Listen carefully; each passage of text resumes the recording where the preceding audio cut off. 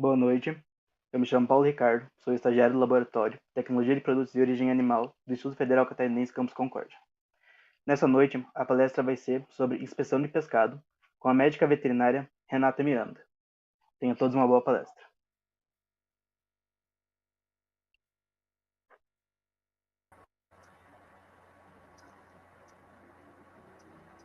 Olá, boa noite a todos.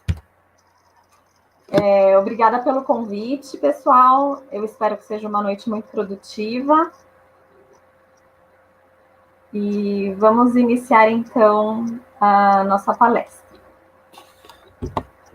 Hoje a gente vai falar um pouquinho sobre inspeção de pescado. Estou falando um pouquinho porque vai ser uma pincelada para vocês terem uma noção do que é a inspeção, porque tem muito assunto, tem muitas coisas para a gente falar sobre isso. Então, resumindo, a gente vai falar sobre os pontos-chave da inspeção para garantir a qualidade do pescado lá na mesa do consumidor. Em primeiro lugar, a gente precisa definir o que é pescado. Então, no RISPA, a gente tem a definição. Então, entende-se por pescados, por pescado, os peixes, os crustáceos, os moluscos, os anfíbios e os répteis, e os equinodermos, né? Que são o ouriço do mar e o pepino do mar. Então, aqui do lado, a gente pode ver uma fotinha dos nossos representantes. E outros animais aquáticos que sejam usados na alimentação humana. Eu vou só fazer um pequeno alerta, porque essa semana várias pessoas postaram sobre cursos, sobre palestras, enfim, falando sobre inspeção, etc., de pescado, só que usando o pescado no plural. O pescado já é o plural, já é o coletivo de todos esses animais. Então, não se usa pescados, certo? Às vezes sai, né? Sem querer, a gente acaba falando, mas é importante a gente começar a trabalhar. Então, ele não tem plural. Combinado? Então, vamos lá. Antes de começar a falar sobre a inspeção em si, a gente precisa falar de uma coisa muito importante, que é controle de temperatura. Então, no pescado, é extremamente importante, é essencial esse controle. Por quê? Porque é uma carne de alta digestibilidade, o pH é próximo do neutro, que são facilitadores da degradação. Então, isso tudo e uma temperatura inadequada, a gente vai perder esse produto muito rápido, certo? Vamos falar sobre as regras do jogo. Por que eu digo isso? Assim? Porque para você produzir o pescado, né, se você é um estabelecimento que quer produzir pescado, você tem que seguir regras. E essas regras a gente vai usar hoje o RISPA, que é o Regulamento Técnico Federal sobre inspeção.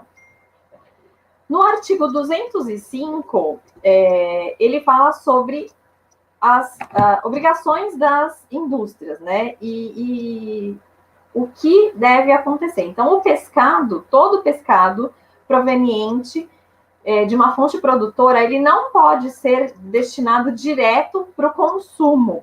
Ele precisa passar por uma prévia fiscalização, certo? Sob o ponto de vista industrial e sanitário.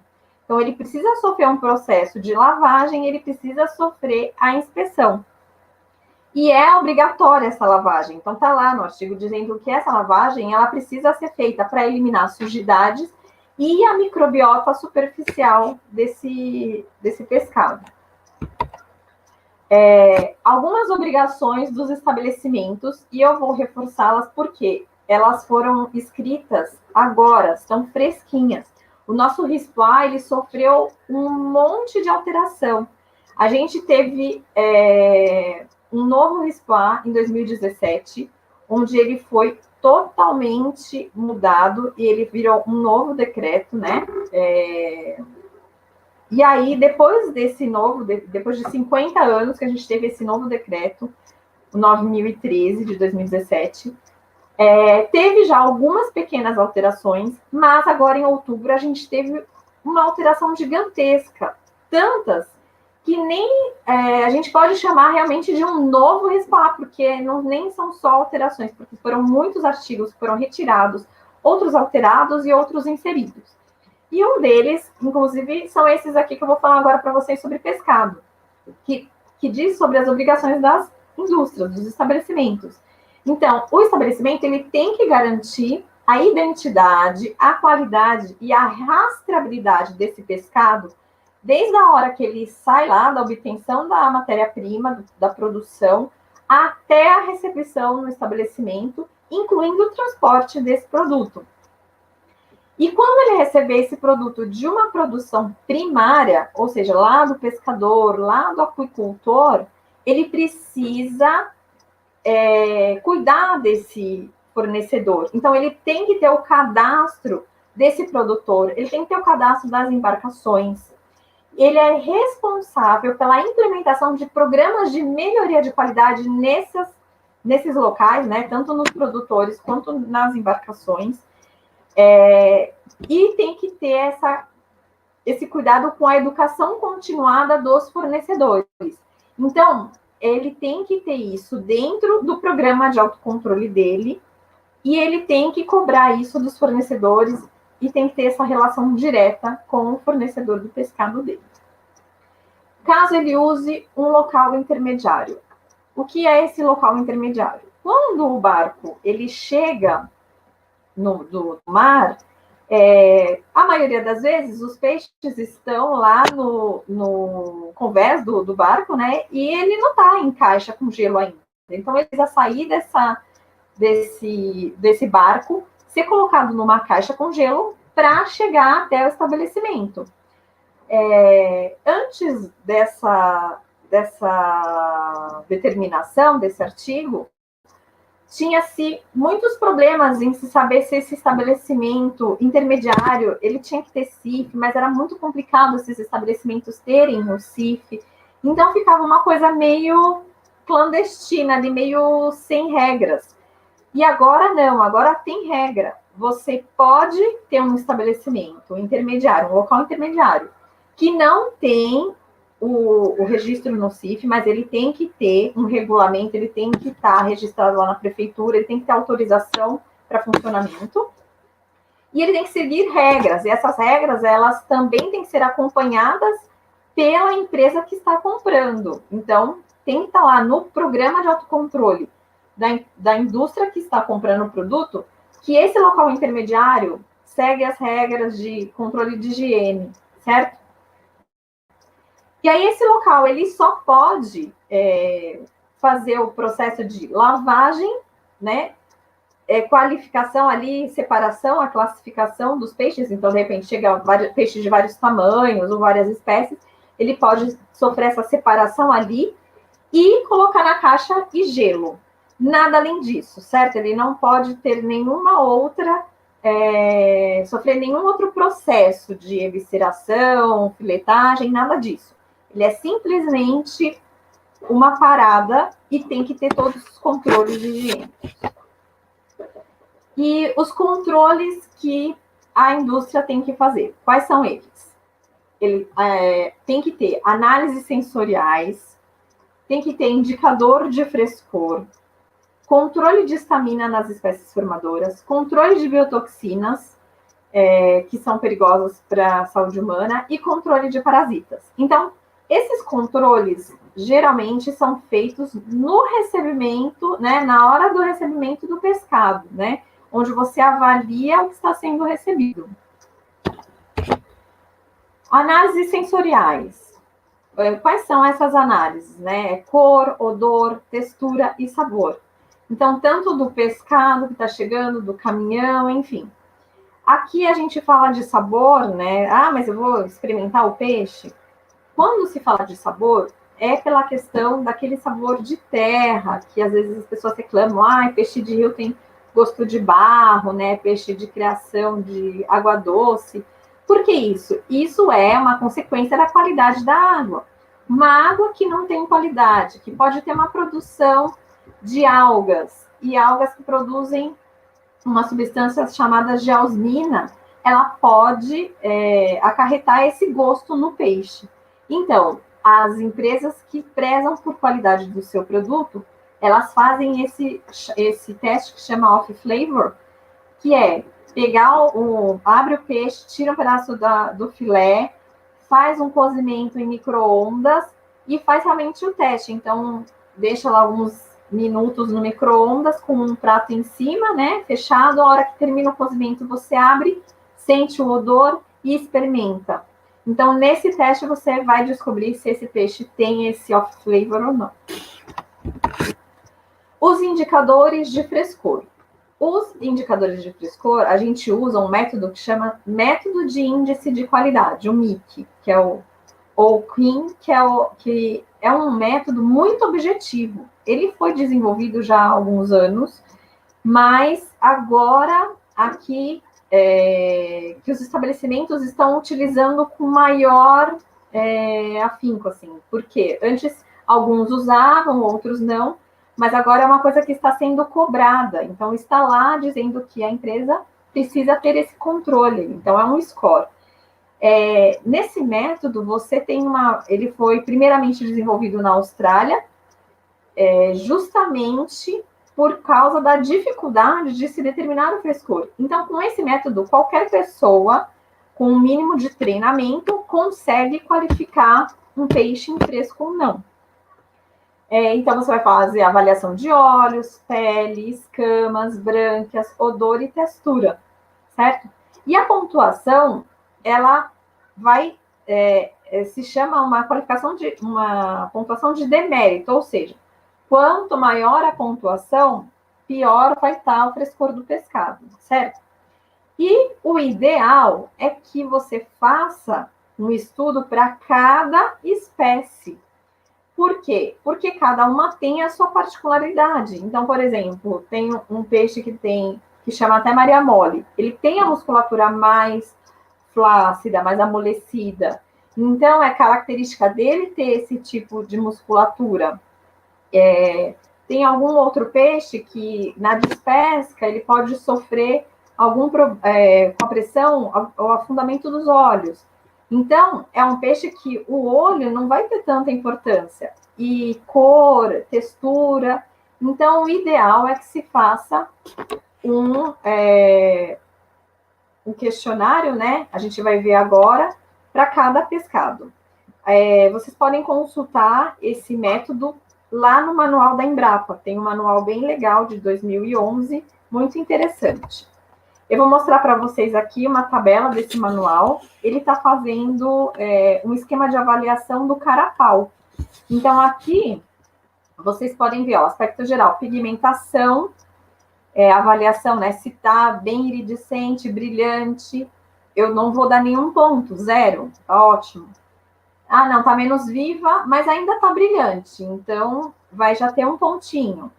Ah, tá meio sem cor e ligeiramente amarelado, já vou dar dois pontos, né?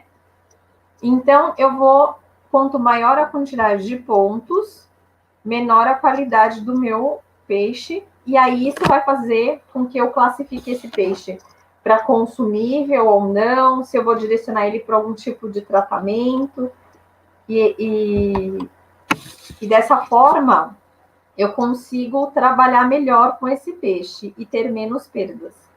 Aqui é uma tabela fornecida pela médica veterinária Camila Herai, que ela fez para um estabelecimento. Ela fez uma tabela mais generalizada. Então, no estabelecimento dela, está funcionando. Ela está trabalhando dessa forma e está indo bem. Eles estão conseguindo classificar o pescado através dessa tabela mais generalizada.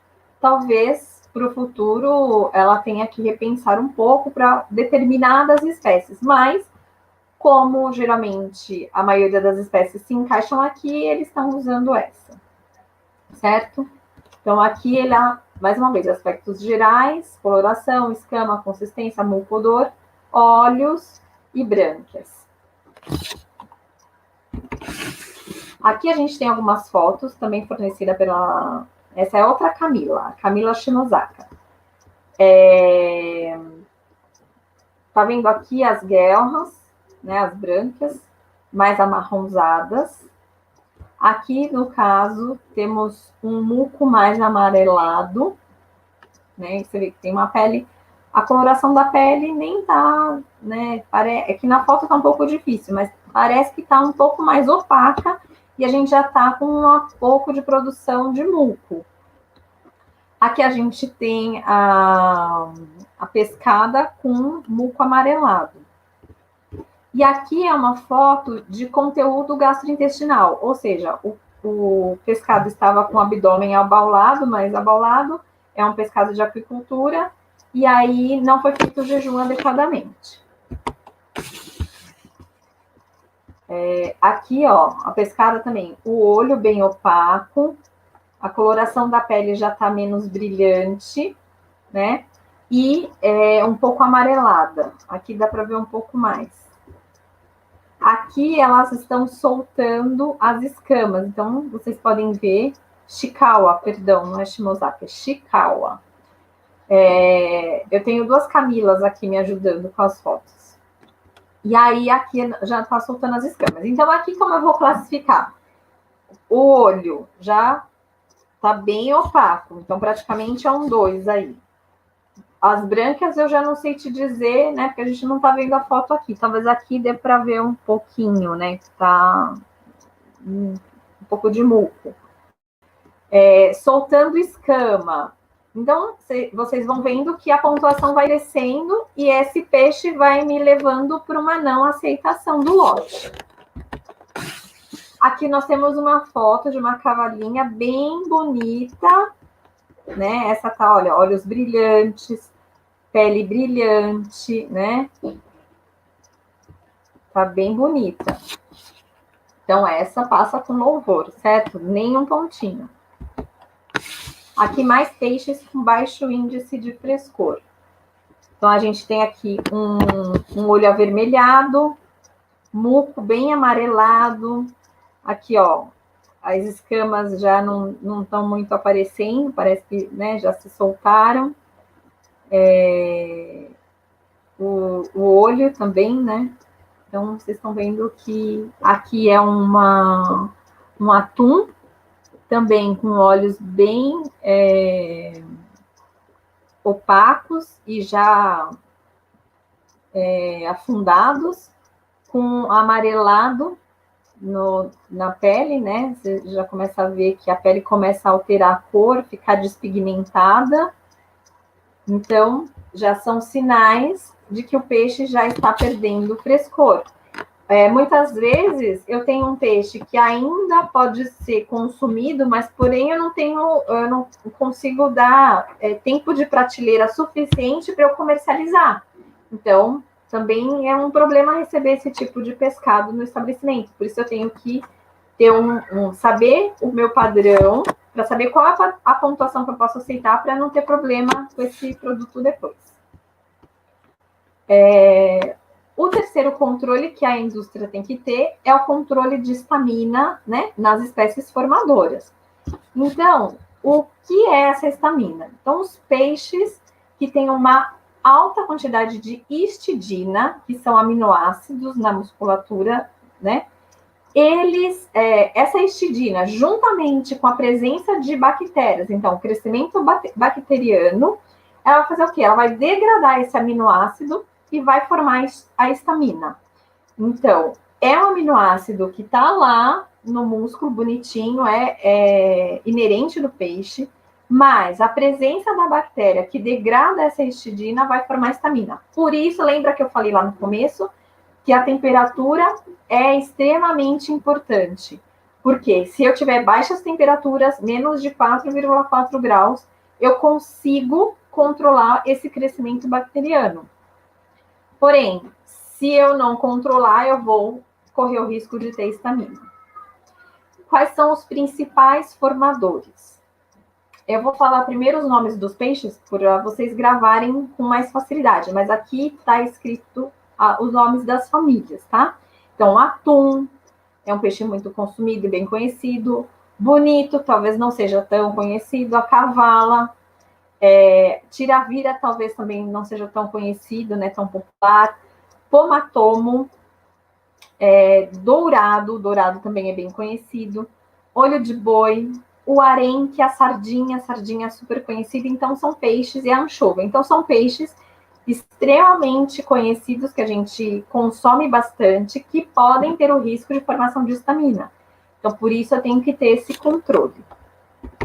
Como que a indústria faz esse controle? Geralmente, esse controle é feito no recebimento. Então, o controle da temperatura, ele provavelmente vai ser um ponto crítico de controle, principalmente nesse pescado que tem essa condição de formação de histamina, porque dali eu não consigo eliminar. A histamina não é eliminada nem com cozimento, nem com congelamento, nem com salga, nem com nada. Formou, já era. Então, eu preciso ter esse controle de temperatura. Além da temperatura, que, de repente, o pescado chegou lá lindo, maravilhoso, com a temperatura ótima, mas eu não sei o que aconteceu no caminho dele até ali. Então, existem testes rápidos que a indústria pode fazer ali na hora do recebimento para avaliar se esse peixe tem essa produção ou não. Dentro do programa de autocontrole, ele vai determinar quando ele vai fazer isso, como ele vai fazer isso, se vai ser em todo o recebimento, se a temperatura, o ponto crítico de controle, sei lá, é 4, e se chegar, como eu posso ir até 4,4 graus Celsius. Então se chegar até 4,3, eu tenho que fazer o teste de histamina, ou o fornecedor, a cada tantos recebimentos desse fornecedor eu faço, ou se eu tive uma análise da temperatura durante o transporte do meu container, embora esse peixe venha com gelo, se eu tiver uma alteração e tiver pouca quantidade de gelo ali no meu peixe, eu posso fazer essa avaliação também. Então, aqui eu tenho um teste, nesse amarelinho, um teste que ele me dá a quantidade de histamina que foi produzida, e um segundo teste aqui, esse azulzinho, que ele me fala apenas se ele está presente ou não presente, né? É negativo ou positivo, e a sensibilidade é 50 ppm. Então, até 50 ppm eu vou ter negativo o meu resultado, e acima de 50 ppm, que é 50 miligramas por quilograma de peixe, eu vou ter como positivo. Mas você falou que era 100 miligramas. Então, mas esse teste rápido, ele detecta 50. Se eu já quiser, olha, 50 ppm, eu não vou receber esse pescado, ok. Ou, se der, eu mando para uma análise laboratorial mais específica, que seja, que consiga me dar esse valor numérico para eu saber a quantidade exata de histamina. Então, eu posso usar o teste rápido para isso também. Aqui, só por curiosidade, é a parte do peixe que é retirada para fazer essa análise. Isso é no próprio manual do teste, ele orienta a usar essa parte do pescado, aqui é um atum, para você fazer o teste, para você coletar. Então, você coleta de 3 peixes diferentes, faz um pool para fazer esse teste aqui. O quarto controle que eu tenho que ter dentro da minha indústria, né, para as indústrias que fazem o trabalho com esse tipo de produto, que é a de controle de biotoxinas, né, e de outras toxinas perigosas, é a depuração. Então, aqui nós temos uma foto retirada do E-Notícias, lá de um produtor de ostras no Paranaguá, Paraná. E aqui vocês estão vendo os tanques de depuração. Então, essas ostras ficam aqui alguns dias, ou 2, 3 dias, em água limpa e potável, para sofrer essa depuração. Aqui, quem me forneceu essas fotos foi a Amanda Belopedo, dos Santos. Ela é uma veterinária que já foi estagiária do Ministério, hoje ela trabalha numa indústria de pescado lá em Porto Seguro. E ela me forneceu gentilmente essas fotos, mostrando a depuração da lagosta. Então, a lagosta fica aqui 48 horas na água do mar, às vezes pode ficar um pouquinho mais, depende do comércio que tem dessa lagosta, que é uma lagosta para exportação. Então, depois que ela ficou depurando, ela vem aqui para as caixas, ela viva, né, para ser exportada. Então, é bem interessante, né? Eu achei muito bonita essa foto. E o controle de parasitas, que é muito importante. E aí, como que é feito o controle de parasitas? Da mesma forma que todos os outros controles, a gente precisa analisar o processo para saber onde esse controle vai ser feito, como vai ser feito. Então, se eu tenho uma produção que ela é feita, eu vou trabalhar apenas com pescado inteiro, então o peixe entra, eu lavo, eu coloco gelo e faço a expedição desse produto, eu não trabalho com manipulação. Então, eu tenho que fazer a verificação dos parasitas externos. Isso vai ter que estar dentro do seu programa de autocontrole. Pode ser um PCC, isso você que vai ter que avaliar no seu programa, mas esse controle tem que ser feito de alguma forma, e ele tem que ficar registrado nos seus controles, porque não adianta falar que, estou vendo aqui na esteira e não está registrando isso. Então, a cada X tantos de peixes do seu lote, eu olho as brânquias, eu olho as escamas, eu olho o ânus, eu olho embaixo das nadadeiras. Não tem, ok. Geralmente, o peixe, quando ele vem com uma infestação muito intensa, o peixe, na hora que você bate o olho lá na esteira, você já vê que o peixe está bem feio. E aí você vai abrir boca, abrir as brânquias, você já começa a ver esses parasitas. Então, assim, em geral, num lote, algumas vezes vem um peixe ou outro muito infestado e outros sem parasita nenhum externo. Então, por isso que é importante essa seleção na esteira. A gente vai ver mais para frente um pouquinho das fases do processo aqui, do pescado. E aí, se eu tenho na minha indústria um processo de manipulação, onde eu faço filetagem, onde eu faço a postagem do pescado, né? Eu faço postas, e aí nessa fase eu tenho a obrigação de fazer a verificação do parasita intramuscular. Se eu estou filetando, eu tenho que fazer em 100% dos meus filés. É muito importante. Você tem que ter avaliação de risco, então. Esse peixe vem de cativeiro, então eu não tenho risco desse tipo de parasita, não tenho risco de parasitas intramusculares. Então, ótimo, eu consigo diminuir ou não fazer, mas eu tenho que ter esses estudos. Esse peixe é de pesca extrativa, esse peixe geralmente, eu já recebi tantas vezes, toda vez que eu recebo, eu tenho que fazer a seleção porque aparece parasita, então eu tenho que retirar esse parasita, eu tenho que mandar esse peixe para congelamento. Se eu sei que esse parasita é zoonótico, obrigatoriamente eu tenho que mandar ele para um processo que vá eliminar o risco, né, desse parasita. Então, por isso, é importante você saber sobre os parasitas e sobre o pescado e sobre os tipos de parasita que esse pescado pode ter. Aqui vamos tentar passar esse videozinho, que é bem legal. Eu não vou falar nada, porque muitas vezes não consegue, o som não atrapalha. Então, assim que terminar o vídeo, eu faço comentários, ok?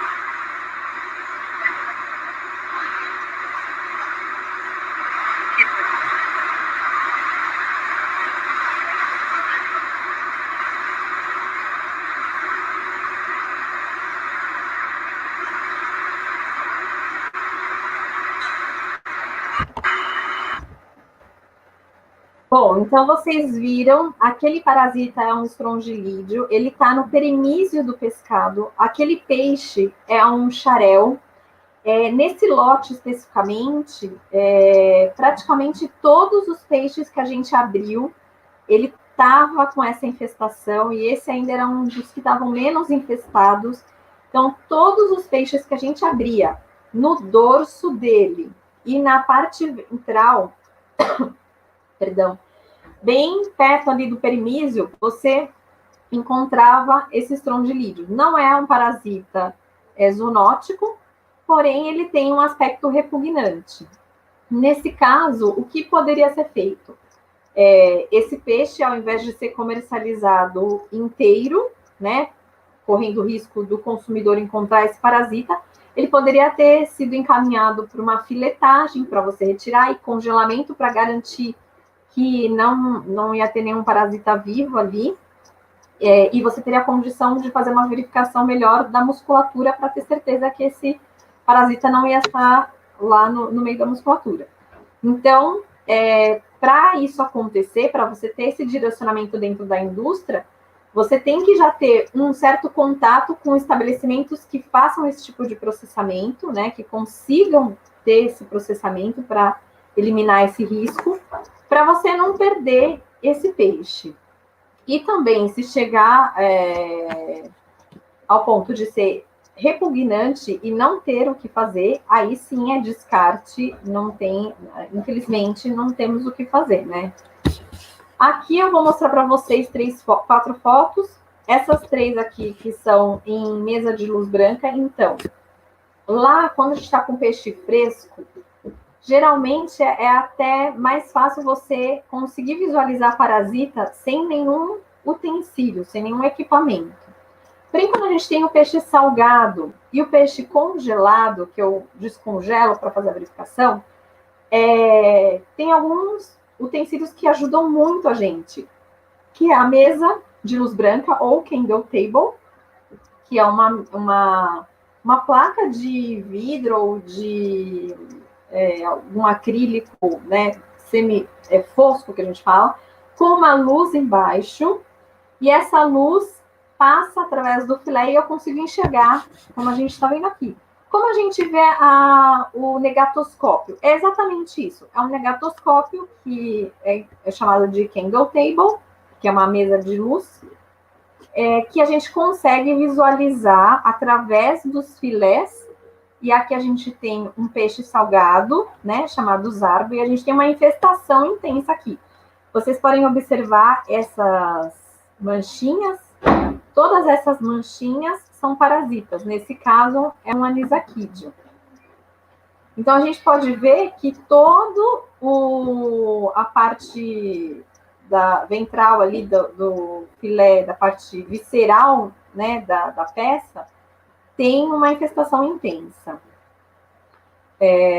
Aqui é um outro peixe salgado, onde a gente consegue visualizar apenas um parasita.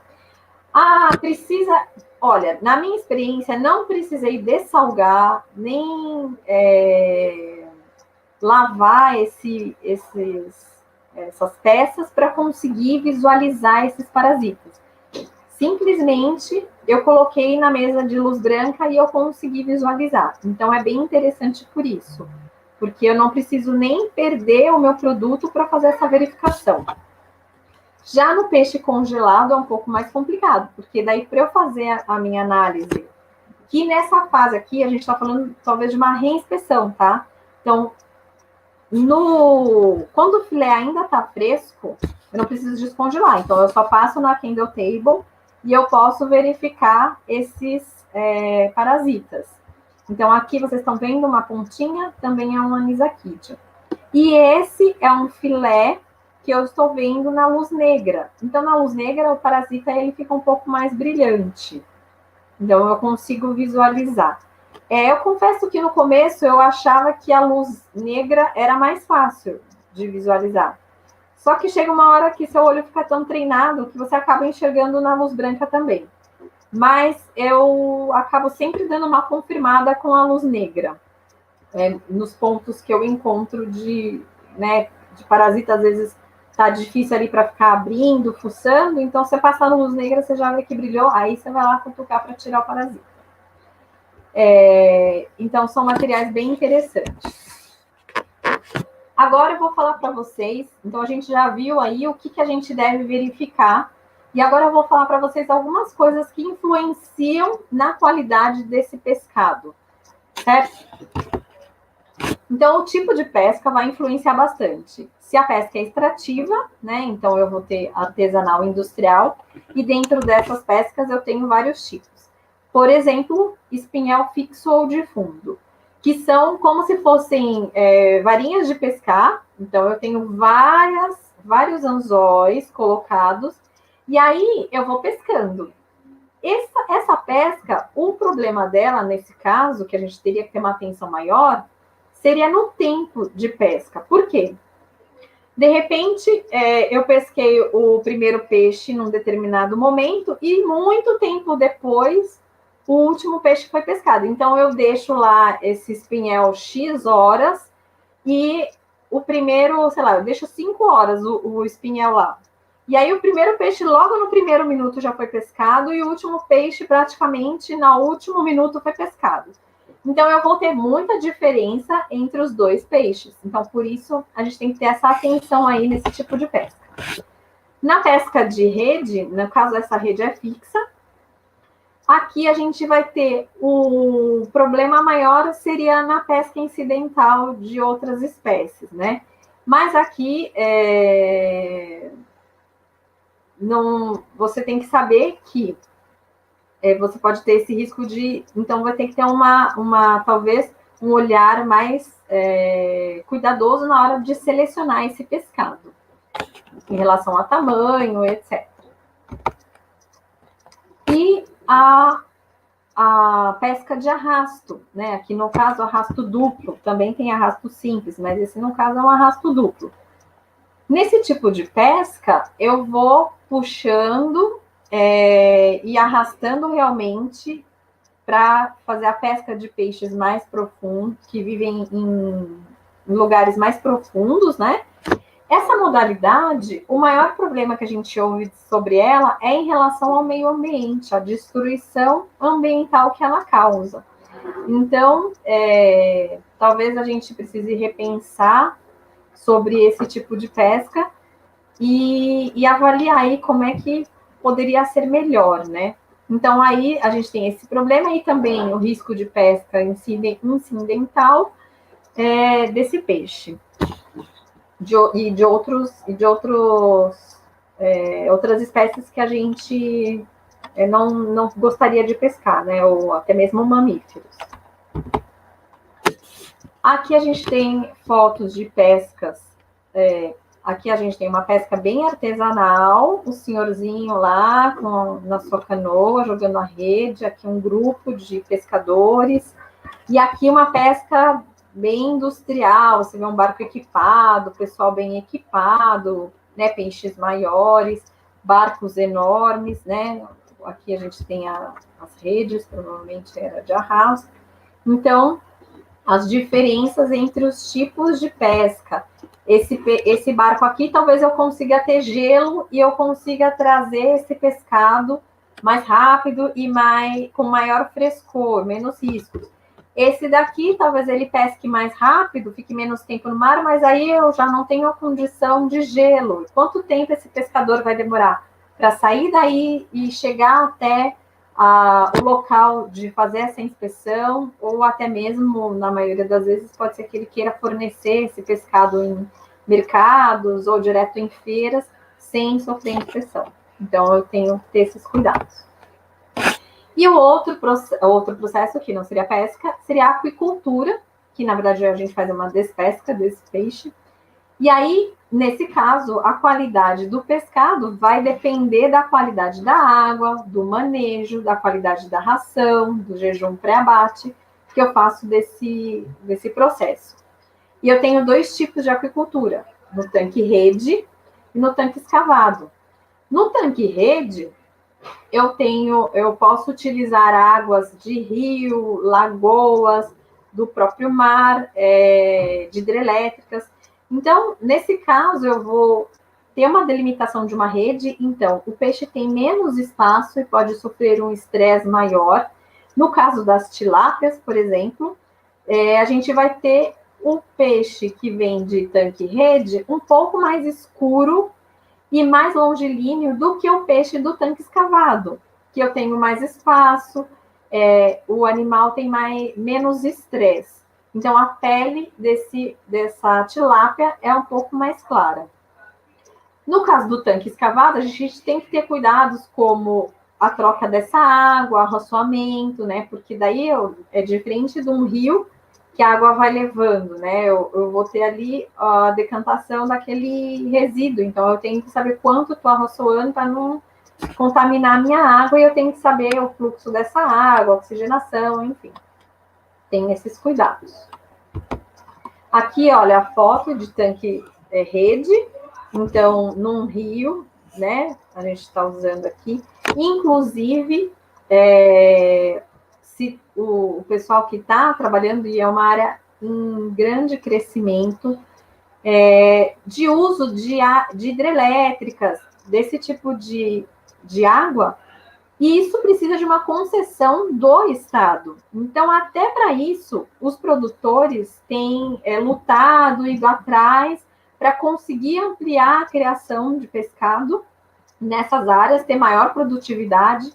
Então, tudo isso envolve tecnologia, mas também envolve burocracia, né, e legislação, tanto ambiental quanto a parte sanitária. E aqui é o tanque escavado. Então, o pessoal de Santa Catarina deve estar bem habituado. Lá está crescendo muito a criação de peixes. O pequeno produtor está começando não, né? Eles já estão numa fase bem interessante em cooperativas, para ter maior produção e maior rentabilidade dentro da propriedade. Então, ele tem a criação de aves e ele tem a criação de pescado. E até hoje eu comentei, né, com o pessoal que essas pessoas, né, que são pequenos produtores, que estão iniciando criação, eles já estão montando seus próprios frigoríficos. Então, a gente tem que ter essa atenção para esse novo mercado, que, na verdade, é novo já faz um bom tempo, e a gente tem que começar a cada vez prestar mais atenção, porque tem muito para crescer, a gente tem muito investimento em cima da piscicultura, que é o que a gente tem que investir, porque, afinal de contas, a pesca extrativa já não dá mais, já faz muitos anos que a gente não tem um aumento de produção de pesca extrativa, porque não tem mais como aumentar. Mas da piscicultura, da produção, a gente tem um aumento muito grande. A gente está dobrando de tamanho. Então, assim, ao longo desses últimos 10 anos. Então, é muito interessante a gente investir nisso.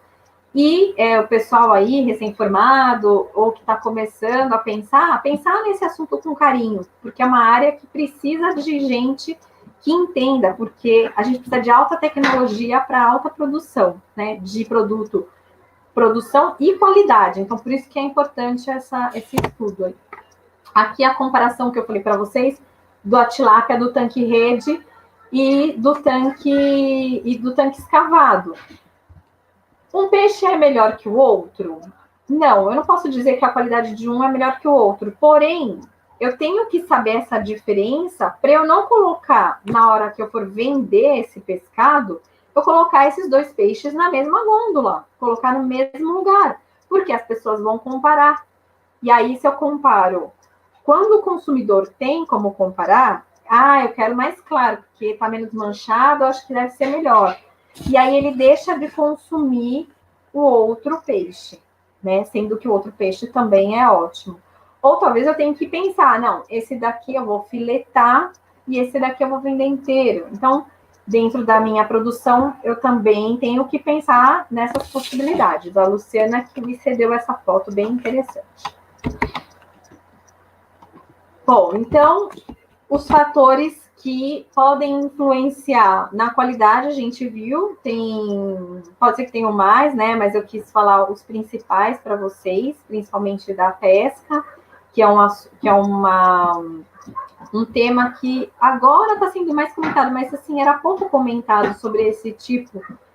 E pesca extrativa, eu citei ali três, né? Espinhel, rede fixa e o de arrasto. Só que tem muitos tipos de pesca, tem muitos mesmo, tanto da artesanal como da industrial. Então, todos esses tipos de pesca a gente tem que avaliar dentro, né? Muitos são muito semelhantes, algumas são semelhantes, então eu consigo encaixar ali. Então, aquelas são as principais. Bom, e agora eu vou falar para vocês um pouquinho das fases do processamento do pescado, tá? Estamos aí com um tempinho, né? Então, vamos lá. Nas fases do processamento, então, tem o recebimento, lavagem, o processamento em si, que pode ser a filetagem, congelamento, postagem, existem muitos outros processos, produção de carne mecanicamente separada, e até hambúrgueres, mas eu não vou entrar em todos os tipos de processamento, ok? E a expedição. Então, no recebimento, como a gente está focando um pouco mais no peixe vendido inteiro e fresco aqui, porque senão, né, a gente teria que ficar umas 5 horas aqui falando sobre pescar. Então, durante o recebimento, além daquelas verificações que são obrigatórias, eu também tenho algumas verificações documentais que devem ser feitas. Então, para garantir essa rastreabilidade. Então, eu preciso verificar se esse meu peixe ou outro produto de pesca, ele tem o RGP. O que é esse RGP? Guardem isso que é importante. É o Registro Geral de Atividade Pesqueira. Ele é um número. Esse registro, todo pescador, seja ele o seu Joãozinho, que é artesanal, que pesca ali só para vender na feirinha, ou o pescador industrial, que tem aquele grande barco, todos eles têm que ter esse registro. Ele tem que ir lá no Ministério se registrar, e esse registro ele determina o local de pesca, que peixes vão ser pescados e podem ser pescados, enfim. Então, quando eu vou receber o peixe, eu preciso verificar esse número, da onde está vindo o meu peixe, ou o meu pescado. Então, todo pescador, ele tem que ter esse registro. E esse número, ele tem que estar citado na nota fiscal. E nessa nota fiscal, além desse número do registro, eu também tenho que ter o número do CIF para qual estabelecimento esse pescado está indo ser inspecionado. Então, todo produto que é pescado e vai para algum lugar, ele tem que ter uma nota fiscal. E ele tem que ter passado por uma inspeção. Ou seja, se ele está vindo direto do produtor, ele tem que obrigatoriamente ir para um local de inspeção. Também tem o mapa de bordo. O mapa de bordo, ele é para quem faz a pesca extrativa. Ele não é uma exigência, assim, ninguém é obrigado a solicitar o mapa de bordo, porém, muitas empresas já estão solicitando esse mapa de bordo mesmo, porque eles têm que agora, né, fazer o controle do fornecedor, da educação dos manipuladores lá, ou dos pescadores, ele tem que garantir tudo isso, então, alguns já estão solicitando esses mapas, que eu vou falar um pouquinho mais para frente, vou mostrar um exemplo e eu vou citar alguns dados desse mapa. O GTA e boletim sanitário. Então, o que é esse GTA? É a Guia de Trânsito Animal, que ele é fornecido pelas secretarias da Agricultura. Então, o peixe sai lá do aquicultor, sai lá do lago, da propriedade, e vai para abatedouro, ou vai para a unidade de beneficiamento de pescado. Esse transporte, ele tem que estar junto com essa guia de trânsito. Então, tem lá, eu vou mostrar para vocês também o modelo. E o boletim sanitário, ele é feito no estabelecimento pelo responsável técnico desse estabelecimento, que garante quanto tempo esse peixe ficou, ou teve algum tratamento medicamentoso ou não, se ele teve tratamento medicamentoso, se ele teve o período de carência respeitado, se teve a questão do jejum, quando foi tirado, enfim. tudo isso, tudo que aconteceu durante essa criação desse peixe está lá no boletim sanitário. Ele é assinado pelo responsável técnico dessa propriedade e pelo produtor, certo? E a nota fiscal, claro, que está sempre acompanhando o produto. Então, aqui eu estou mostrando para vocês o exemplo de um mapa de bordo, né? No caso aqui é um espinhel. Cada tipo de pesca tem o seu mapa de bordo. Isso é um documento, né? É oficial e ele é fornecido para os pescadores e eles têm que fazer esse relato aqui. Então, o espinhel de fundo, no caso, peixe-alvo, vai ser peixes diversos. Então, ele está aqui identificando qual é a embarcação, da onde saiu, que dia saiu, qual que é o nome da empresa, do armador, o ponto de chegada e que dia que ele voltou, né? Aqui ele tem que falar quando que dia que ele começou a pescar, né? Dia, hora, que iniciou, hora que terminou, o número de anzóis, no caso aqui é o espinhel de fundo, né? O tempo que ficou lá, né? E que profundidade chegou essa... Enfim, toda a localização dessa pesca, quantos lançamentos ele fez, quantos recolhimentos, quantos quilos aqui, ó, as espécies que ele pode ter pescado, então, número de lança, ou seja, quantas vezes ele jogou esse espinhel lá, quantos quilos ele pegou de cada peixe. No caso, se teve alguma captura incidental, ele tem que fazer esse registro, né, vivos e mortos. Por quê? Esse controle é pro IBAMA. Então, esses dados, eles devem ser fornecidos para o IBAMA. E já tem, se eu não me engano, acho que a Sardinha já teve esses documentos digitalizados e agora parece que está se fazendo um esforço para digitalizar o mapa de bordo de forma geral. Por quê? Porque eu não, né, eu com esse monte de papel, até eu conseguir compilar todos esses dados de quantas mil embarcações, para eu fazer um estudo de área, de tipo de peixe, se eu estou tendo muita pesca incidental, para monitorar tudo isso é muito mais difícil do que se tivesse digitalizado. Então, talvez eu não tenho muita ciência desse assunto para afirmar, mas já tem alguma coisa acontecendo. A guia de trânsito animal. A guia de trânsito animal, como eu tinha mostrado para vocês, ela é para todos os animais, para o transporte de todos os animais. Mas no caso de animais aquáticos, eu vou preencher aqui a parte de animais aquáticos. Então, no caso aqui, ele fez um exemplo: peixes e alevinos. E o peso em quilos. E aqui o destino, ele coloca aqui embaixo, ó, finalidade. Na verdade, ele colocou abate, mas como é alevinos, peixes pode ser abate e alevinos devia ser engorda, né? Na verdade, peixes adultos seria abate, e nos alevinos talvez engorda, para engorda. Então, assim, foi só um exemplo de como preencher, mas está aqui escrito bonitinho. Aí tem que ir para onde está indo, né? Então, aliás, a origem e o destino tem que estar aqui na guia de trânsito.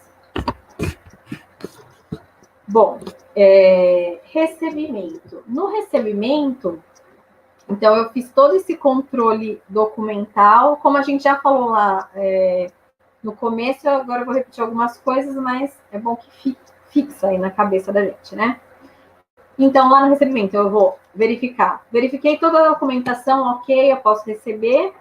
Eu vou verificar a higiene do caminhão. Se não tem nenhum odor além do pescado, também tem que verificar se não tem nenhuma contaminação química ali de óleo, por exemplo, um vazamento, alguma coisa que pode ter acontecido, né, contaminação do meio ambiente. Controle da temperatura, como a gente já conversou sobre a estamina, né? A quantidade de gelo que eu tenho nessa caixa, então é importante.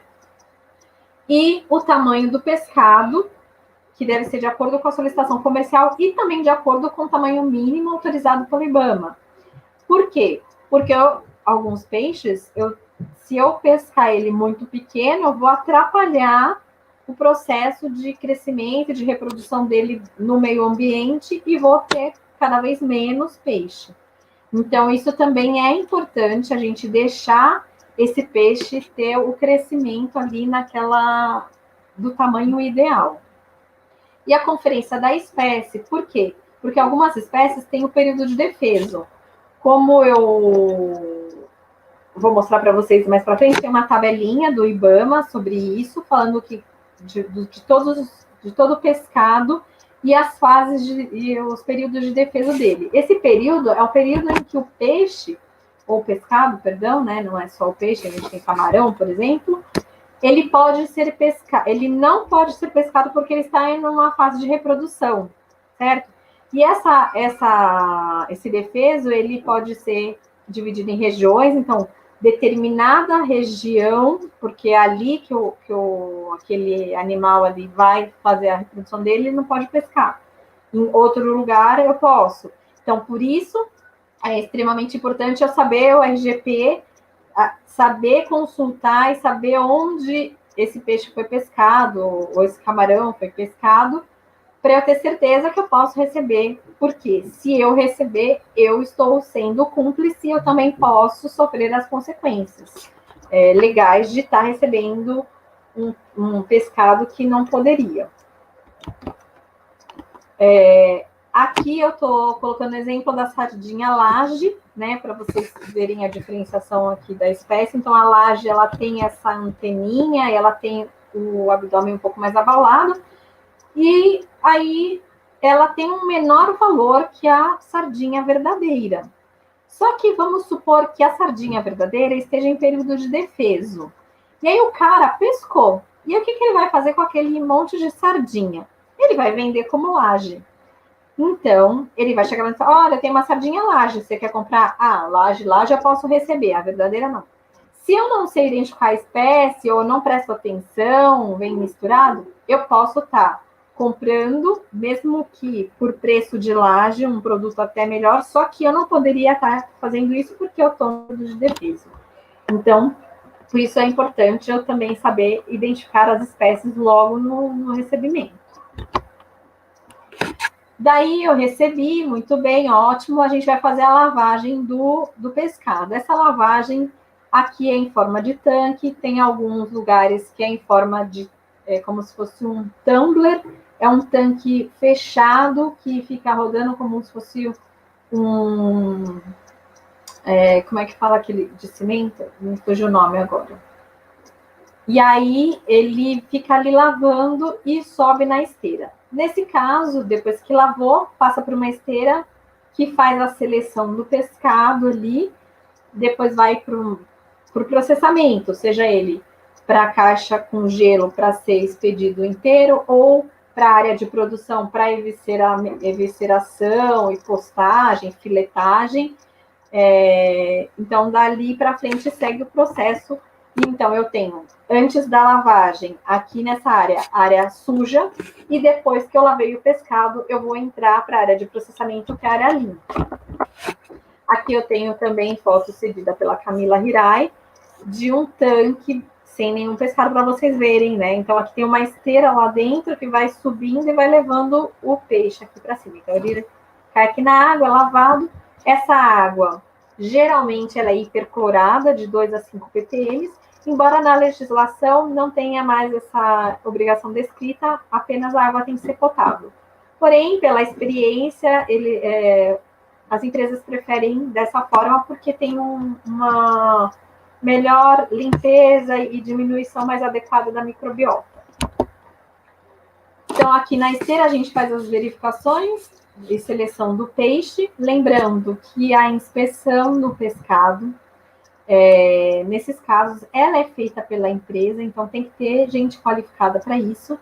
E aqui na esteira, onde é retirado alguns defeitos, alguns problemas, por exemplo, nesse caso teve uma evisceração aqui, né? Uma ruptura de abdômen e saída do conteúdo intestinal. Então, esse peixe já não dá mais para ser vendido inteiro dessa forma, porque ele pode contaminar os outros. É aqui nessa fase que você faz aquela verificação do score, né? Você também pode fazer, além lá de fazer no recebimento, você pode também fazer aqui na esteira, aí você decide no seu processo onde é mais adequado, porque aqui, querendo ou não, você vai conseguir ver todos os seus, todo o peixe, todo o pescado do seu lote. Bom, aqui algumas avarias, né? Então, aqui na esteira tá tudo bonitinho, e aqui algumas avarias que a gente pode observar, faltando um pedaço. Esses peixes talvez não estivessem próprios para consumo, vejam bem. Mas, dentro do meu processo, se eu vou vender o peixe inteiro, eu não consigo vender. Agora, se eu for filetar esse peixe, eu não precisasse retirar ele na minha seleção, né? Se o frescor está ok e eu vejo que alguma parte foi destacada do peixe ou por algum choque entre eles, ou enfim, na hora que saiu da caixa, e eu vejo que o frescor está ok, talvez eu conseguisse usar isso numa outro tipo de produção. Aqui a Samara, que me forneceu essa foto, ela também é médica veterinária. E aqui a gente também tem, olha aqui, o polvo passando na esteira. Então, ele passou lá no tanque, lavou e veio para a esteira para ser verificado textura, o odor e outros defeitos, tamanho também, né? Então, tudo isso é feito aqui na esteira. Aqui é um exemplo de presença de muco, como a gente viu lá no começo, né? Muco, se está brilhante, se não está. Então, um porquinho é um peixe que, naturalmente, ele produz muito muco. Ele tem muito muco. Então, o que eu tenho que observar só é que se esse muco não está amarelado, não está com odor alterado, porque não é essa grande presença de muco que vai fazer com que esse peixe esteja estragado. Por isso tem que fazer as outras avaliações. E também saber que esse peixe naturalmente produz mais muco. Aqui, depois da lavagem, ele diminuiu um pouco a quantidade. Aqui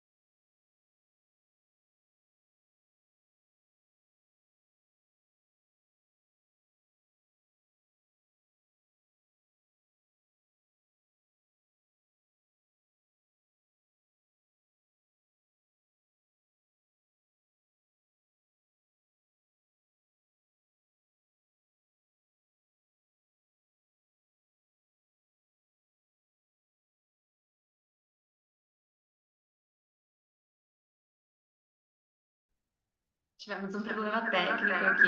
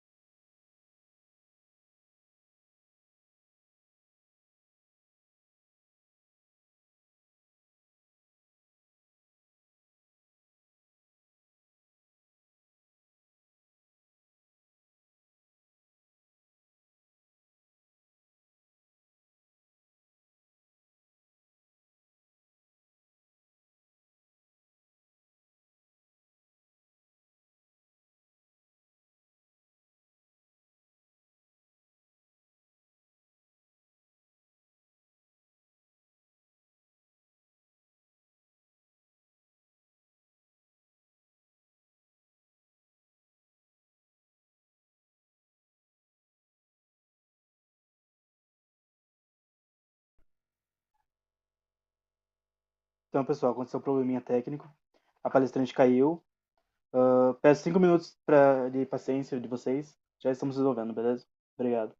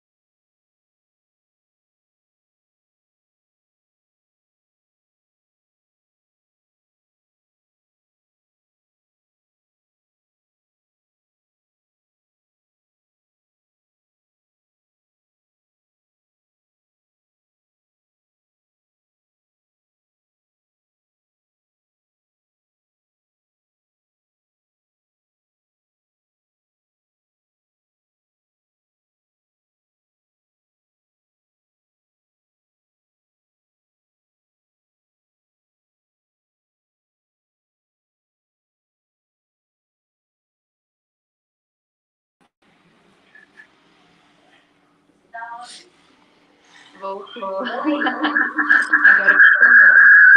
Oi, tá. Como é que Sim, tá não aí? sei por que ele tá dando um eco. Agora tá me ouvindo? Tô. Eu não sei se A a gente minha tá te internet. vendo. Tá todo mundo aí me vendo? Bom, de qualquer forma, assim, só ia faltar agora um slide que eu coloquei da fraude sobre as perguntas. Então, acho que a gente pode continuar só conversando por aqui. Você quer me ajudar com aquelas perguntinhas? Porque daí fica mais fácil. Você vai perguntando e eu já vou respondendo. Sim. Vamos começar então. Como é a atuação do médico veterinário na inspeção de produtos de origem animal? Essa eu acho que você falou um pouco, né? Exatamente. Então, a nossa atuação dentro da inspeção de produtos de origem animal é justamente porque a gente conhece os animais desde da produção, da saúde deles, então a gente pode fazer essa inspeção do produto, da carne, para saber se isso está saudável ou não. A gente estuda sobre zoonoses. Então, o médico veterinário ele tem extrema importância dentro do controle de alimentos de origem animal. E muitas vezes a nossa noção de higiene é tão boa que a gente acaba palpitando, às vezes, no produto que não é de origem animal. Mas é muito importante a nossa formação porque a gente tem esse conhecimento da saúde como um todo. Uhum. Segunda pergunta. Qual a importância da inspeção do pescado para a saúde pública? Bom, como a gente viu depois de tudo isso que eu falei, alguma coisa ela deve ter importância, né? Justamente para garantir a qualidade para o consumidor e para ele não ter risco à saúde. Então, eu tenho riscos microbiológicos, que pode ser contaminação por vírus, bactéria. Então, se eu não tiver controle na manipulação, se eu não tiver controle de que em água foi cultivado isso, se eu não tenho controle de temperatura, a gente viu que tem peixes que produzem toxinas. A gente viu que tem alguns produtos, alguns animais, como as ostras, a lagosta, o marisco, que eles precisam sofrer depuração. Eles não podem ser pescados em qualquer água. Precisa ser numa água que tenha o controle de qualidade. Esse controle, inclusive, nem é em todo o litoral brasileiro que ele é feito. Só em Santa Catarina eles têm esse controle. Então, assim, por isso que é importante a gente ter a inspeção, porque dessa forma a gente consegue rastrear de onde vem esse produto, inclusive para garantir a proteção do meio ambiente. Porque se eu não faço esse controle, esse peixe pode ser pescado de qualquer forma, em qualquer período. Então, além desse controle sanitário, a gente também acaba ajudando no controle ambiental. Perfeito. A próxima pergunta era: o que é fraude em pescado? A fraude, a gente não falou nessa palestra, né? Mas assim, a fraude seria a troca de espécies, vender uma espécie por outra. Quando o peixe está inteiro, é um pouco mais difícil. Mas às vezes, para a gente que não conhece, o peixeiro coloca um nome bonito lá no pescado, sei lá, um peixe que a gente é mais famoso, e coloca qualquer outro peixe. E às vezes as pessoas vão comprar.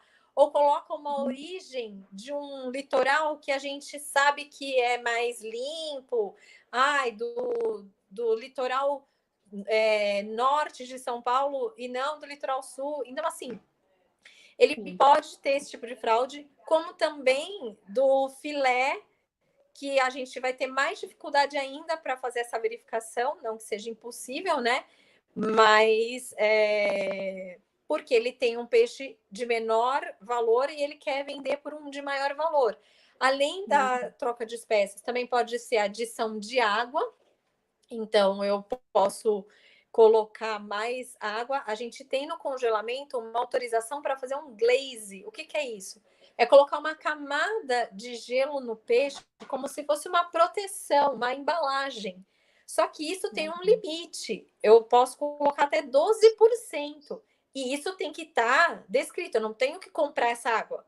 Quando eu pesar o peixe, se tem 1 quilo de peixe lá, tá falando que tem 1 quilo de peixe. Quando eu pesar, ele tem que ter 1 quilo e 100 gramas ou 200 gramas, que eu tenho que ter o valor da embalagem, mais o valor dessa água que está autorizada a ser colocada lá.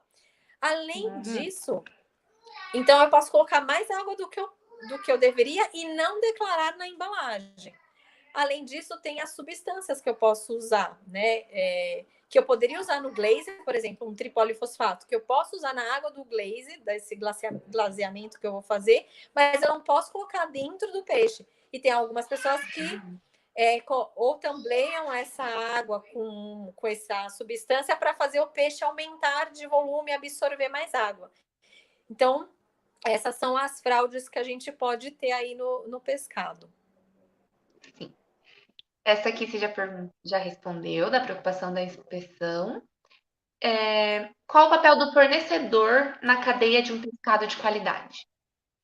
A gente acabou de ver lá qual é a importância. Porque se ele pesca e não mantém no gelo e me traz e só na hora que ele vai trazer pro estabelecimento que vai manipular isso, ou que vai fazer essa inspeção, vai fazer a lavagem, ele coloca gelo, ou se ele não está preocupado em que água que ele está pescando isso, ou mesmo na produção, se ele não está cuidando da qualidade da água do peixe que ele está criando, do tipo de ração, do tipo de medicamento, se ele está usando medicamento e não tá cumprindo o período de carência.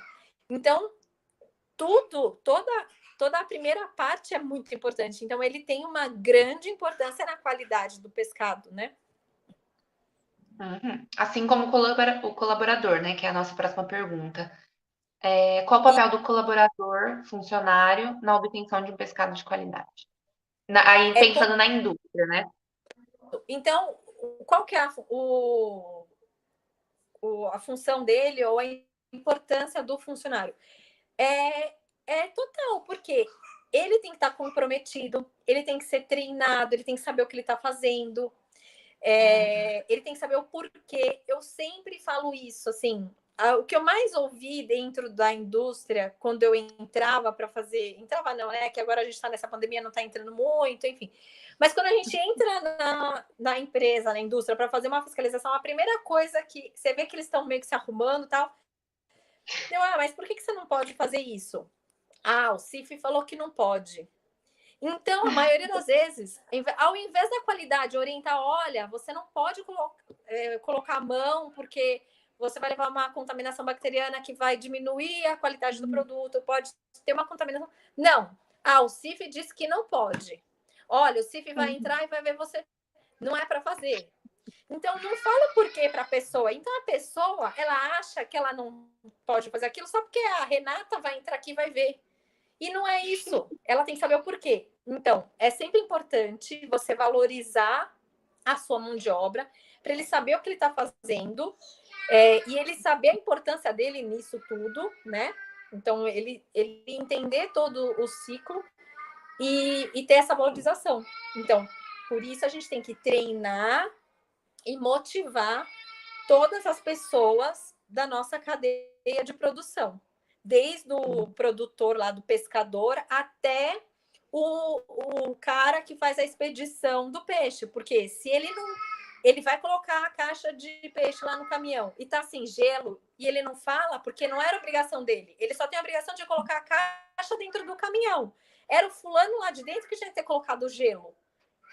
E ele não fala nada. Aí esse peixe chega na loja, chega no consumidor, na feira, sem gelo, estragado. Todo o processo de controle de qualidade lá do cara do recebimento, da lavagem, da classificação foi por água abaixo, porque o cara da expedição não era obrigação dele pôr gelo. Então, esse olhar de que todo mundo é responsável, que todo mundo tem que cuidar, é importante. Perfeito. Acho que você já respondeu também essa pergunta dos motivos para o colaborador não estar praticando essas boas práticas, né? Já está claro. Pode ter N motivos. Aí tem as questões psicológicas também.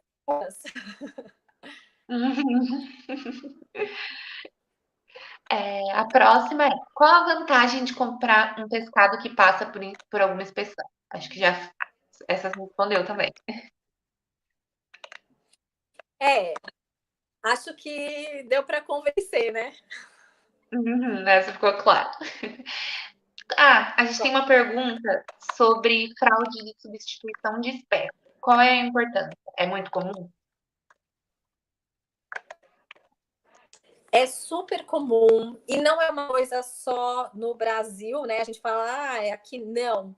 É um problema mundial. Se você colocar aí no Google agora fraude de pescado, vai aparecer milhões de notícias, porque é muito dinheiro. Tem assim, tem notícias que falam, que fazem investigações bem profundas, e descobrem que assim é muito dinheiro envolvido, porque você trocar uma espécie que tem um valor muito menor, então, por exemplo, o linguado, que é um peixe muito nobre, bem mais difícil de ser pescado, que tem uma carne muito macia, tal, ele tem um valor bem alto, sei lá, uns R$60 o quilo. Você substitui por um panga, que custa, sei lá, R$10 o quilo. Então, olha a quantidade de dinheiro que você está ganhando. Então, assim, é muito comum, principalmente quanto mais manipulado o peixe tá, o pescado em geral. Tem até eu li esses dias uma notícia que eles faziam, tipo, cortavam o peixe para aparecer uma ostra, acho, alguma coisa assim, sabe? Ao ponto desse nível, assim. Então, né, o carne de siri, carne de caranguejo,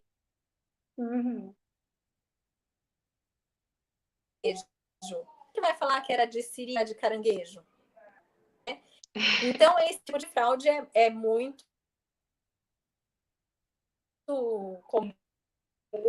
A gente ouve falar desde que nasceu, né, do frango e etc. Então, assim, infelizmente, a gente tem tudo isso, por isso que a gente tem que ter os estabelecimentos que a gente confia, a gente precisa de fiscalização, não adianta dizer que a empresa ela quer qualidade, óbvio, ela quer atingir um mercado, mas tem muitas pessoas que só querem saber de dinheiro. E para essas pessoas, a gente precisa de uma fiscalização muito intensa, porque é muito difícil você conseguir distinguir as empresas de quem é bom, de quem não é, de quem realmente está querendo um mercado de qualidade e quem só está querendo saber de lucro. É complicado. Então, você precisa ter uma constância, né, na inspeção. Perfeito. A próxima é do salmão? Isso, é do salmão e da truta. Também é a mesma coisa, né? A truta, ela tem um valor um pouco menor. Embora ela seja também um peixe muito saboroso, ela tem algumas características um pouco diferentes, né? De textura, a truta tem uma musculatura um pouco mais firme, um sabor mais suave do que o salmão. E, claro, a obtenção da truta é mais fácil. A gente tem aqui vários criatórios no Brasil. É um pouco, talvez, mais barato do que o salmão. E tem algumas avaliações nutricionais de uma e outra espécie, né? Eu li poucas coisas a respeito, mas um pouco que eu li já se fala alguma coisa que do salmão tem um pouco mais de certos nutrientes. E, enfim, a criação é diferente. O salmonado, claro que a truta que é alimentada, ração, que é o que deixa a cor da musculatura dela da cor salmão, é a mesma substância que também é dado para o salmão de cativeiro. Então, o salmão de cativeiro também tem aquela cor devido à alimentação, né? Mas são peixes diferentes. Não é que... É isso que eu falo. Às vezes você está sendo enganado porque você poderia estar comendo a truta feliz, gostosa, maravilhosa, mas você vai pagar por um salmão? Então, isso é sacanagem. E infelizmente acontece sim bastante. A diferença, quando você tem a pele ainda, você consegue diferenciar um pouco melhor, porque a truta tem pontinhos avermelhados na pele. E o salmão não tem, o salmão é inteiro prata com preto, né? Os pontinhos pretos.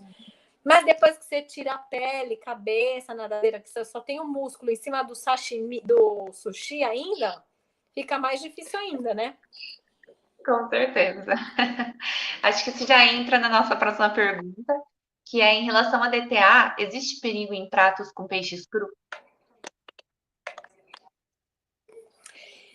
Então, quais são os riscos de consumir peixe cru? Primeiro, já a manipulação em si já pode ser um grande risco de contaminação bacteriana e viral. Além disso, a gente tem a questão dos parasitas, né?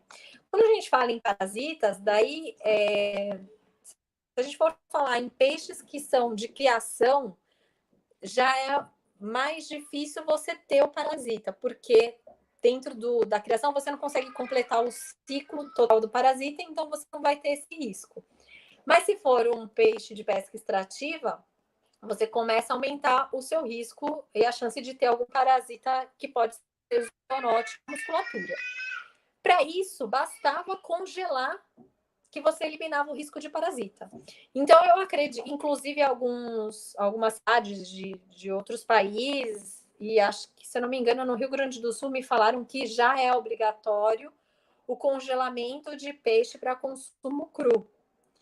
Então, dessa forma, você eliminaria o risco de parasita, mas não da manipulação e de contaminação bacteriana. Então, para isso, você precisa de ir a bons restaurantes e observar essa cultura, né, de higiene e observar se não, você sai do restaurante já com piriri, você já sabe que ali não é um bom lugar.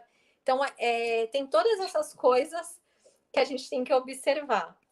E, inclusive, tem algumas pessoas que já assistiram a essa palestra e outras a palestra de parasita. E eu vejo, acompanho lá no Instagram que tem restaurante e tem pessoas já assim muito interessadas em saber sobre a produção, sobre os riscos. Isso é bem legal e é um trabalho que também o médico veterinário pode fazer nessa parte de restaurantes, embora a maioria sejam nutricionistas que estejam, né, mais à frente dessa área. Nós também podemos ajudar e oferecer o nosso trabalho nesses lugares, né? Perfeitamente. Bom, essa próxima você já respondeu sobre os desafios da inspeção do peixe cru. A última que a gente tinha do Insta é: o consumidor pode analisar características do pescado na hora de comprar? Qual a importância disso? Acho que você falou um pouco, né? Na verdade, assim, todo mundo já sabe algumas coisas, né? É que às vezes o que pode acontecer é a pessoa não vai levar aquele peixe porque o olho está afundado e de repente o peixe estava fresco. Mais fresco do que um outro peixe que o olho não estava afundado, né? Mas já estava com um pouquinho mais de degradação do que aquele. Então, assim, mas são coisas que é o básico que a gente tem que saber. O peixe talvez seja um pouco mais tranquilo, porque quando o odor vem é muito característico, né? Então, o odor, o brilho da pele do pescado, as escamas soltando, as brânquias, né? E não tá melado. Então, isso já é importante, inclusive, de repente, nos próprios estabelecimentos varejistas, ter um peixeiro que saiba orientar o seu consumidor, né? E porque daí o consumidor vai ter mais vontade de consumir pescado, vai se sentir mais seguro. Então, dessa forma, a gente podia até estimular o consumo, se ele tivesse segurança no que está comprando. Então, essas orientações podiam estar mais explícitas nesses lugares, né? De observar a pele, de observar o olho, brânquias, né? É que, assim, que às vezes a gente tem que tomar cuidado, porque a gente pensa, isso a gente já está cansado de ouvir, né? Mas não é verdade. Pode ser que tenha um monte de gente que não faz ideia de como comprar um peixe, né? A gente tem só mais algumas perguntinhas. Quem faz essas análises de qualidade que você citou? Aquelas que você estava citando lá no começo da live. É papel do responsável técnico?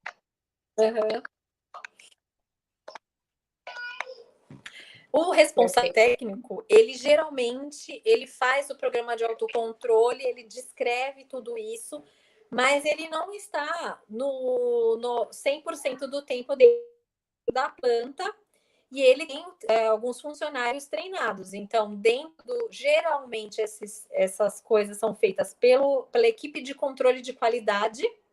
Então, dentro da equipe tem os monitores, tem os analistas. Então, depende do tamanho de cada empresa para quem vai fazer esse tipo de análise. Mas, em geral, qualquer funcionário treinado pode fazer essas análises. Perfeito. Última pergunta, vou pôr aqui na tela, do Diego. Ele perguntou: aquela parte da esteira é como uma depuração? Não. A parte da esteira é uma seleção. Ali ele lavou o peixe, é coisa de minutos. O peixe entra, passa na água, ou o pescado, no caso, como vocês viram lá o exemplo do polvo, ele passa na água, que pode ser só potável ou até hiperclorada, no máximo 5 ppm. ele passa por aquela água, lava, e aí passa na esteira para classificação. Não tem a ver com depuração. A depuração ela ocorre no animal vivo. Então, é uma coisa que é feita nos animais que fazem filtração de água, que são as ostras, os mariscos, no caso a lagosta, a gente viu que também sofre depuração. Qual mais? Mexilhão. Então, esse tipo de filtração. Então, todos esses animais que fazem filtração, eles precisam passar pela depuração. Perfeito. Aí ele complementou falando, namorado batata é um exemplo de fraude? Sim, esse exemplo, o professor Andrews, que eu não sei se porque tem tanta live, parece que ele esteja em outra aí, sempre cita essa fraude. Porque o peixe batata é um e o peixe namorado é outro. São peixes completamente diferentes. E daí o peixeiro põe lá namorado batata. Então, assim, ele tenta enganar o consumidor para vender a batata como namorado, né? Então, é uma fraude de troca de espécies. Perfeito. Bom, se ninguém tem mais nenhuma dúvida, acho que a gente fica por aqui, né? Muito obrigada, Renata, pela sua participação, foi incrível, acho que a gente aprendeu muito. Muito obrigada pela sua disponibilidade. Obrigada, desculpa aí o finalzinho ter caído, mas realmente só tinha uma fotinho da truta e do salmão, mas isso vocês conseguem achar fácil por aí. O que eu gostaria de dizer para vocês, estudem, essa área de pescado é muito legal, tem muitas coisas interessantes. A gente falou assim de uma parte muito pequena de tudo isso, porque vocês de criação, de produção, tem a parte de processamento que tem milhões de coisas que a gente nem consegue imaginar, mas tem muita coisa ainda para ser vista. E então eu espero que vocês tenham gostado e tenha estimulado vocês a aprenderem mais sobre o assunto. Com certeza, o pessoal tá elogiando aqui, ó. Todo mundo gostou. Bom, é isso então. Boa noite. Adriana, muito obrigada. Parabéns, excelente presença. Grandes nomes desse pessoal. Obrigada, Adriana. Beijos. A gente tem mais uma pergunta que chegou agora. Aqui, ó. Beijo, Qual livro base? Qual livro base você indicaria sobre inspeção de pescado? Nossa, eu sou péssima para indicar livros. Eu posso indicar depois porque eu não tenho nenhum nome assim de pronto para falar para vocês. Mas tem muitos trabalhos que citam alguns livros. Isso, Renata Vet51. Vou mandar aqui meu no Instagram. Chat. Depois eu vou então uns nomes de livros lá para o pessoal, tá bom? Isso aí, gente. Siga ela no Insta. Se algum professor tiver aí e quiser ajudar. Com certeza. Tá bom, então. Se ninguém tiver mais dúvidas, era isso. Boa noite. Muito obrigada. Gente, tchau. Obrigada, tudo de bom. Tchau, tchau, Bia. Obrigada pelo convite. Eu que agradeço. Para quem quiser, semana que vem, dia 30, a gente tem a live dupla, que é uma live de comemoração ao fim do ano, a nossa última live, e acho que vai ser bem legal. Então, fica aí o convite. Obrigada, gente.